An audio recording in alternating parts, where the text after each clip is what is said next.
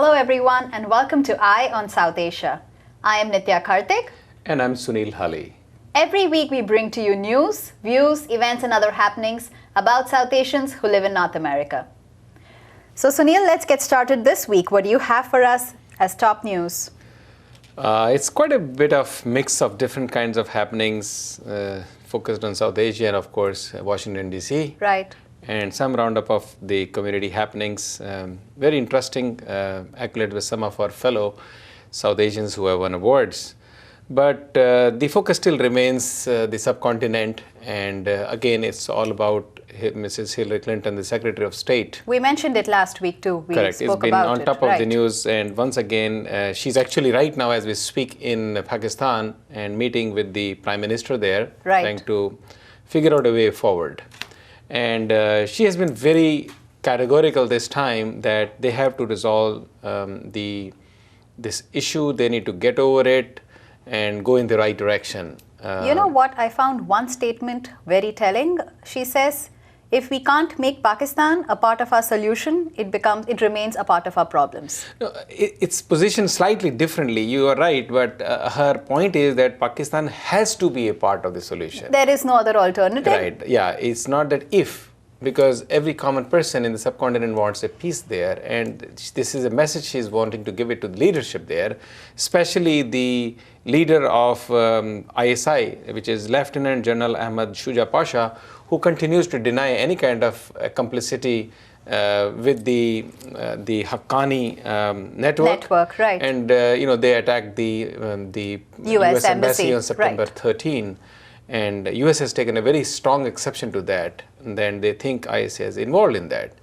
Now, it's a very unique story, and we've been talking week after week after week that Pakistan is such an important country in that portion of in that part of the world. It is. And US has had an extraordinary relationship with them. Actually, that is how they manage their relationship in that part of the world, if I may say right. That's why she says that Pakistan has to be part of the solution or they will continue to be part of the problem, which is true. Right. Didn't they mention Afghanistan somewhere in there, Yeah, Sunil? She says that the United States has no choice but to work. She agrees that we have no choice to work. It is a compulsion at the end of the day. It is a compulsion, and they have but they might as well make the best of it. And they've had a beautiful relationship, and why not to build on that? And she says very clearly, you see, Pakistan as an unstable, unpredictable nation and with nuclear weapons is not a very good situation. Right. So she went out meeting with the leadership, and I'm sure they're very decisive this time. They want to get it right once again and move forward. Now there is other changes that have happened. As you know, Colonel Gaddafi was recently killed yesterday. Yes. So there is quite a bit of changes that are going to be happening in, with the Iraq changes, with the Afghanistan changes, and now the kind of force changes in Pakistan and Gaddafi going away. I think it could be a better world. It should. And US need to get its position right on everything. And once that is done, I think we'll all move in the right direction. I think this has given us an opportunity and we should grab it. Correct. On the other hand, on the constructive side of it, there was a huge contingent from India, which was led by India's Human Resource Minister, Mr. Kapil Sibal, our own Mr. Kapil Sibal, who actually moved from US to India. He's done well, broadly speaking. He's a very statesman type of minister, and he was here with his group, and he met again with Mrs. Clinton, the Secretary of State, and Mrs. Clinton said, for those of you who are watching the great rise of India, I hope you share the excitement. And you see, the beauty of this meeting was how to forge a relationship on the human resource front. Right. And one of the notes that was made there, or the comment that was made was, all along, everybody knows we get more than 100,000 students every year into US from India. I'm sure you came as one and I came as one. But they are talking about, we want particularly to see more American students enrolling for academic credits in Indian institutions. There are a very few number compared to the number of Indian students over here. But considering that there is so much growth of academic institutions in India, and obviously there are 600 million youth who are, now the new future pool of human resources and the talent. I think this is a very big statement coming from, US. that we will have students applying for even fifths for credits. They're going to go from US to India to some institutions and learn. I think this tells us that we have come quite far. Of course. And the other thing Mrs. Clinton brought up was the shams that we recently experienced last year, or I think it was early days last year. Last year and even earlier this year, we talked about how we have to offer protection to the Indian students who come from India to US under false universities. Yeah, because they don't have good knowledge sometimes, and right. they are getting They are misguided. Right, they are misguided, and they're all lured by some of these interesting agents who are set up in India, and they have these colleges here, which eventually we found out were all fictitious, and many of them had to face some kind of ignominy and difficulties.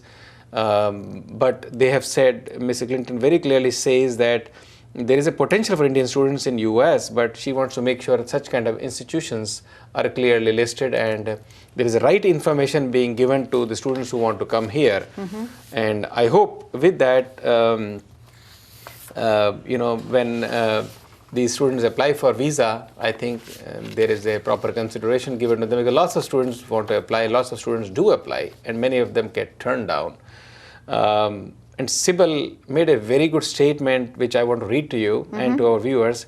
It is only through education that we hope to evolve population across the globe to confront the challenges of 21st century. Absolutely. And without doubt, you define the milestone of the 20th century, while India, as Mrs. Clinton said, is defining storyline of the early 21st century. As you see the turn of the century, as we cross the millennium, suddenly it seems there is huge, some kind of a renaissance going on, whether you talk of economy, you talk of education, you talk of jobs, you talk of now including manufacturing. I think the India has really come around, and if they sustain and they get a good leadership. We touch upon this episode after episode, and we are seeing circumstances, we are seeing episodes that tell us that India is on the cusp of a great change. It is not only cusp, probably it is already on the trajectory. Now the question is how far this flight takes over, how big is the flight, how big is the leap, and how long it is sustained. Right. So Nitya, that is very interesting, and now we have had regular appointments from the South Asian community in the Obama administration. Right. Many of them, of course, also left at times. Sometimes, we reported about a few weeks back. Now we have our own Mitul Desai, who is, obviously from the Indian community, and he has been appointed. He's actually a second-generation Indian American. Right. And he is kind of building a bridge between the diaspora and the administration, and he has been, I think, brought in by one of the very important personalities from South Asian experience, which is U.S. Assistant Secretary Ambassador Bob Blake, and he was the Assistant Secretary of State, or probably is now, and he thinks by bringing this new Indian American young man, Mitul Desai, it will help to connect the South Asians, the diaspora, with the Obama administration. And Nitya, the focus is slightly different. And they're talking about not businesses, Chamber of Commerce type, right, but they're talking about NGOs. The focus is totally community and NGOs, which is very interesting. They have never looked at these NGOs. This is new, yes, this is certainly new. And they say we will involve non-profits, non-governmental groups and diaspora to promote better ties. Indian American community had played a key role in the passage of civil nuclear deal through these all NGOs who put a lot of pressure through their own local elected officials. So they have given that a very unique recognition to these NGOs, and we have tons of them. And some of them have done extraordinary work. For example, the ones who attended are like GoPio was there, NFIA was there, API was there, Society of Indo-American Engineers was there.